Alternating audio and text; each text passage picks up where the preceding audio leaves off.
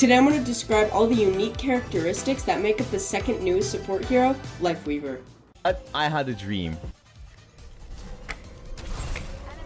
The rings and see if it makes any difference. Yeah, that There's character one seems person that managed to do it. no bueno. With my newfound People is in fact experience not used to and using that many over people the to topic, have I was effectively, as much as people were surprised about I like Lifeweaver's my versatility and I've always been kind of drawn to Lifeweaver's unique concepts and abilities, such as his life grip and pedal platform. They were like no other, and it just felt like he had so much potential to be a really good support hero. But Blizzard executed this amazing idea in a pretty poor way. Lifeweaver was a controversial topic at his release. Overall, he felt like a very clunky character, different passive, awful damage, and one of the weakest ultimates in the game. But how is he so good today?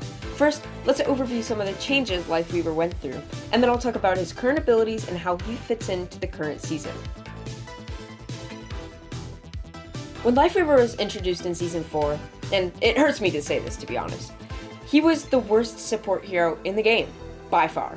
First of all, his healing output had a maximum of 65 heals per burst, per charge. His ultimate did 50 heals per second, which is the same as Mercy in her non-ultimate form.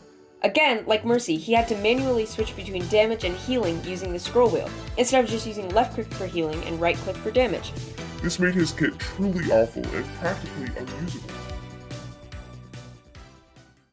But there was hope. You see, Lifeweaver had so much potential to be amazing. He just needed some changes. Well, a lot of changes. Halfway through Season 4, Blizzard decided they needed to buff Lifeweaver because he was getting almost no playtime and everyone agreed that he was the worst support hero. This led to a series of buffs throughout the time between Season 4 and 7. The first buff removed his Parting Gift passive, which meant that he no longer drops a health pack for enemies and teammates when he dies. There are many other changes in this update, which I will put on screen for you to read. Now, you can see there are many quality of life changes here, but Blizzard was not done. He proceeded to get 8 more buffs until the current season, which will be displayed on screen here.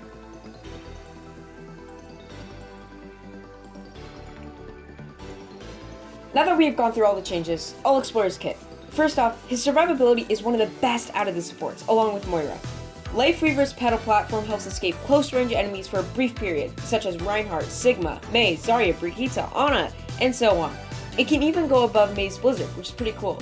His rejuvenating dash also helps him gain health while escaping from a sticky situation. Not only can he escape enemies using those abilities, but he can also life grip a DPS to help him deal with the dive tanks such as Winston, Wrecking Ball, or D.Va.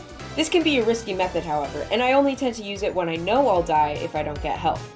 It can also create tension between teammates, as some people do not want to get life gripped out of a fight, so always pay attention to what your teammates are doing in a battle so as to not peel them away from an essential fight or kill. Lifeweaver's life grip, in my opinion, is the best ability in this kit. It can defy pretty much any scenario whatsoever, even gravity, which is strange. Let's say both your tank and DPS are in a fight, and an enemy Zarya decides to use a Graviton Surge. You can life grip your tank out of there first to ensure their survivability, and put a pedal platform underneath the damage players to raise them above the ultimate, which means that they survive and you still have the chance to win the team fight. However, this is not unique to just Zarya.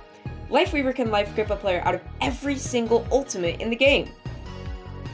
Lifeweaver's healing is up there with some of the highest in the game, along with Moira, Mercy, Lucio, and Iari. He does 75 heals per burst, and it takes approximately 1.5 seconds to charge it fully. His Tree of Life also heals 150 health upon creation, and heals 75 health per second afterwards to anyone in the radius. If you're full health, then it adds over health up to 100 extra. Not only does it heal, but it also acts as a big shield towards high DPS ultimates, such as Junkrat's Tire, Reaper's Death Blossom, and D.Va's Self-Destruct Sequence.